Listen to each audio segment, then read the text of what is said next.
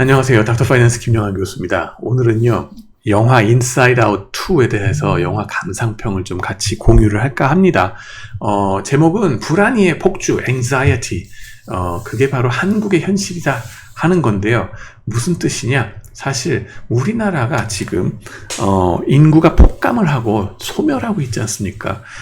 합계 출산율 0.7 밑으로 내려오는 위기 상황입니다. 정말 위기 상황이에요.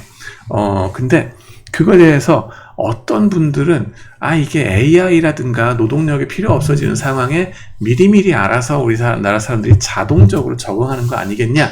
라고 이제 너스레를 놓는 분들이 있습니다. 그 말씀도 일리는 좀 있는 것 같긴 한데 사실 아니에요. 사실 다들 죽겠다는 소리 나오니까 스트레스 받아가지고 도대체 이게 사람 사는 꼴인가 하는 거 다들 평균을 올려치기 하고 그죠? 다들 어떻게 하면 내가 상대적으로 결국은 사실 중고등학교, 초중고등학교 때 내신의 추억 그것 때문에 어떻게 해야지 내가 1등급 받나 혹은 저 4등급보다 위로 올라가서 등급을 받을 수 있나 그거에 맨날 들들 볶이면서 살아오고 있거든요. 어느 그 학교를 졸업한 다음에도 뭐 취직을 하든 뭐 배우자를 구하든 뭐 어디 집을 구하든 뭘 하든 자동차를 사든 내 평균보다는 나아야 되겠다는 그 비교의식 가뜩이나 비슷하게 생겨가지고 달라지기도 힘든 그 단일민족 아닙니까? 그 스트레스 받는 상황에서 더욱더 스스로를 힘들게 만드는 거 그게 불안감 조장이거든요. 그게 초중고등학교의 내신 시스템 가장 우리나라에서 없애야 될 제도 근데 그게 바로 불안이의 폭주를 만들었다. 그것 때문에 우리나라가 지금 망하고 있다라는 말씀을 같이 나누려고 합니다. 사실 자기의 가장 큰 강점이 바로 최대 약점이 되는 거 아시죠?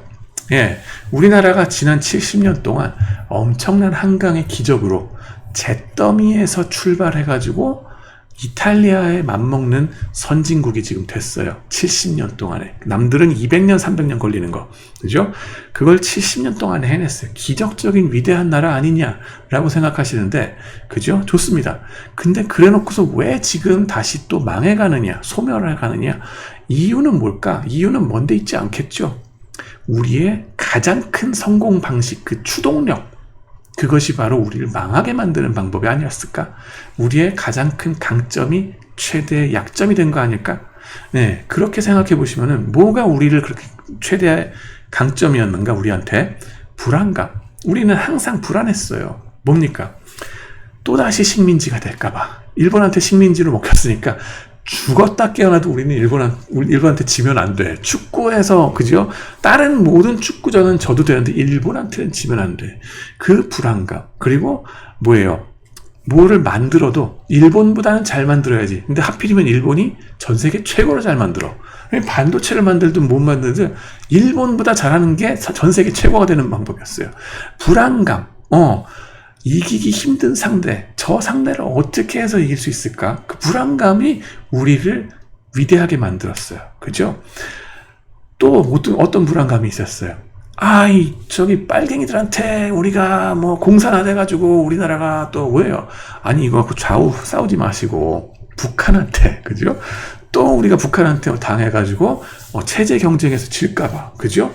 그것 때문에 어떻게든지 우리나라가 중후장대한 산업, 중화학공업, 자동차든지 조선이든지 무기 만드는 거 위주로 해가지고 북한을 이겨야 되겠거든. 그걸로 해서 사실 경부고속도로 뚫고 우리가 70년대, 60년대 그렇게 경제 발전을 만들었던 거 아니에요? 80년대까지, 그죠? 그 다음에는 그런 여러 가지 불안감들, 그런 것이 그 다음에는 IMF 위기 겪은 이후에도 또 나름 그 선진국이 제대로 못 될까봐 혹은 정리해고 될까봐 계속 불안해가지고 계속 스스로를 드라이브를 건 거거든요. 그래가지고 여기까지 왔어요. 사실 일본은 그런 IMF 위기 같은 거가 없었기 때문에 갈라파고스 같이 많이 뒤처져 버린 게 있지 않습니까? 자기 스스로한테 너무나 만족하기만 하고 그 해외로 유학 나가거나 해외에서 뭔가 배울 그런 계제가 별로 없었던 게 일본 같은 경우는 내수 시장이 커다랗고 이미 너무나 잘 살아. 그래서 2000년대 들어서서 발전할 여지가 별로 없었고 지금까지도 도장 찍어가면서 뭐 이제 공문서 같은 거 옛날 스타일로 계속 그렇게 하는 거 아시지 않습니까? 쟤네가 언제 이 모바일 테크놀로지를 새로 차용하겠느냐? 우리나라는 반면에 많은 것들을 97년 이후에 IMF 위기 겪으면서 정신 바짝 차리고, 그죠? 아직 우리는 선진국이 안 됐어. 선진국이 되려면은 더 해야 돼 하는 그 불안감 가지고서 죽어라고 열심히 했거든요. 근데 여기서 보시면은 이 불안이 덕분에 뭐가 나와요? 지가 아이스하키를 열심히 해가지고 골 넣고 퍼포먼스를 내는 거, 그 드라이브가 나옵니다. 그죠? 그래서 자기가 성공하게끔 그 뭔가 컴피턴스, 인정받고 싶어하는 그 불안감, 그걸로 인해서 자기 스스로가 경쟁력이 생기는 거, 그거는 긍정적인 면이죠. 반면에 그게 정도가 심해지면 뭐다?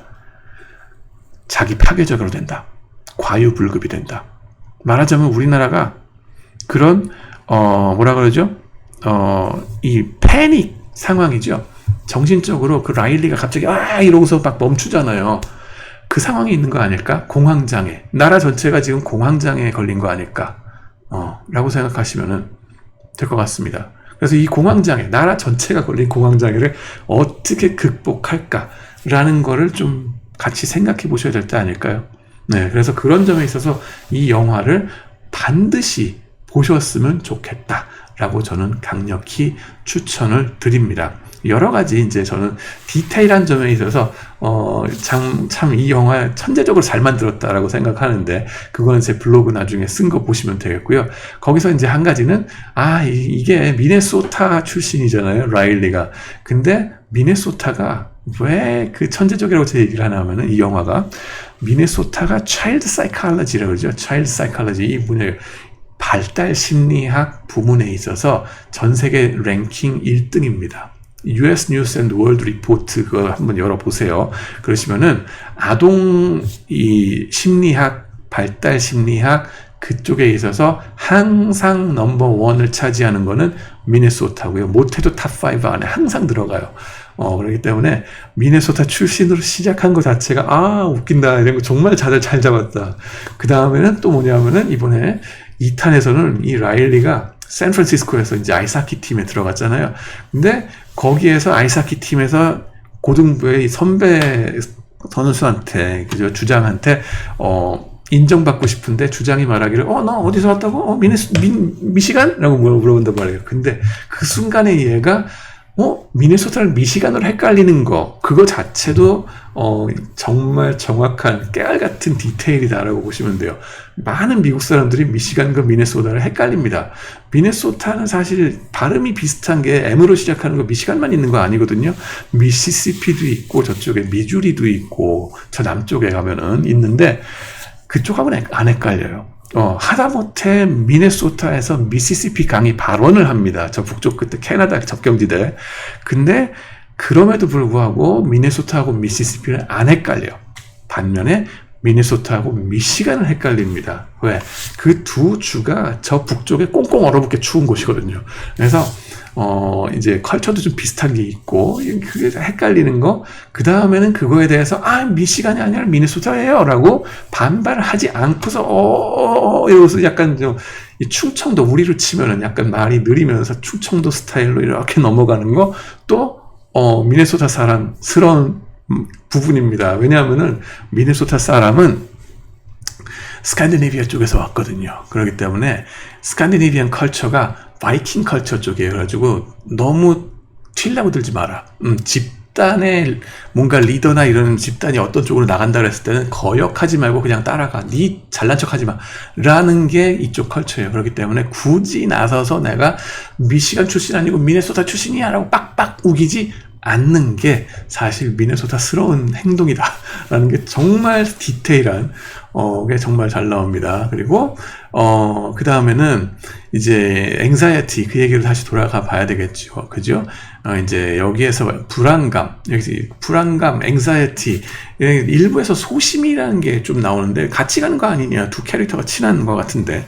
근데 이거는 이제 일단 간에 어렸을 때 리스크 버전이 바로 이 소심이가 되겠고, 불안이 같은 경우는 뭐냐면은 이제 사춘기가 지나면서 이제 성인이 되면은 책임을 져야 되잖아요. 근데 그 의사결정, 미래에 대해서 잘 모르는 상황 가운데 우리가 의사결정을 해야 된단 말이에요.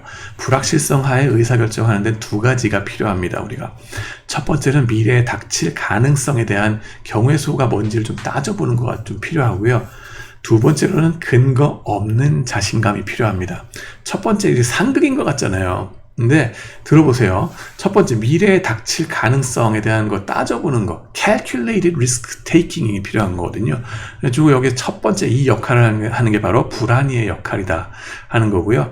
보시면 이 가방을 하나가득 들고 다니게, 저거 무거워서 언제 다 들고 다니나 싶은데 그래도 바리바리 싸들고 다니는 거, 이거 심상치 않잖아요. 이렇게 보면은 이게 여러분들 지내다 보면은 사람들, 여러분들 주변에 친구분들 중에 걱정을 이고 다니는 분들 계시죠? 그분들의 모습이기도 하고, 나 같은 사람들의 모습도 여러분 같은 모습이기도 할 거예요.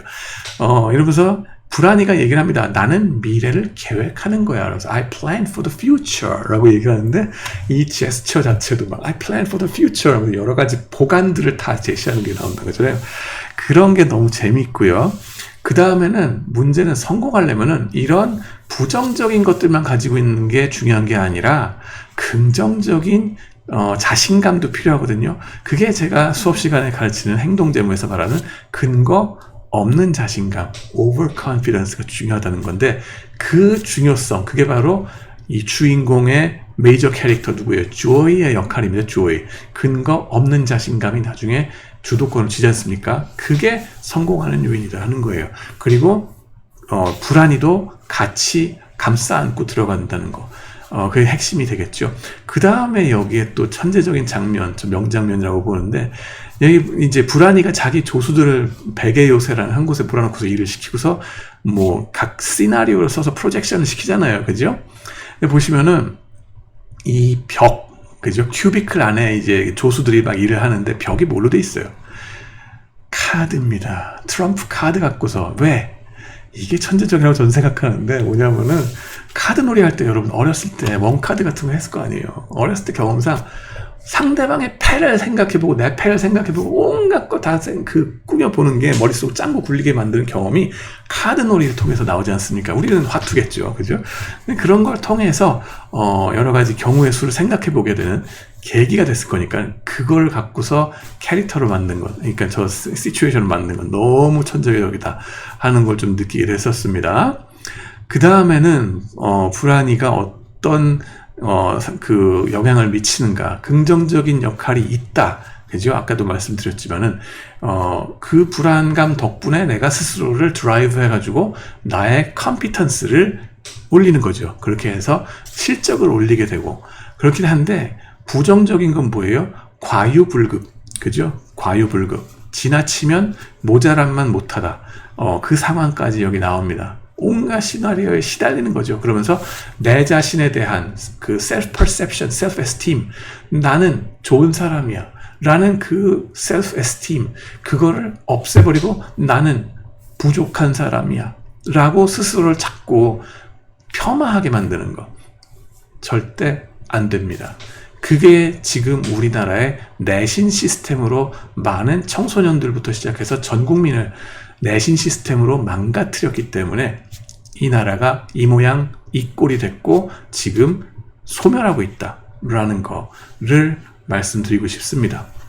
저 불안이의 모습을 보면서 정말 저의 이제 옛날 모습이 막 떠오르는 거예요. 박사과정 들어갔을 때도 그렇고, 뭐 공부할 때도 그죠? 내가 뭔가를 인정받고 싶거든요. 인정 욕구가 크고 인정받지 못할까봐, 혹시 뭐 시험에 뭐 떨어질까봐, 뭐 그런 것들, 그리고 이제 이런 것들 때문에 온갖 거에 잡념이 들고 신경 쓰이고, 그런 거에 대해서 불안이가 폭주하는 상황, 그거 좋지 않습니다. 어느 정도까지만, 그죠?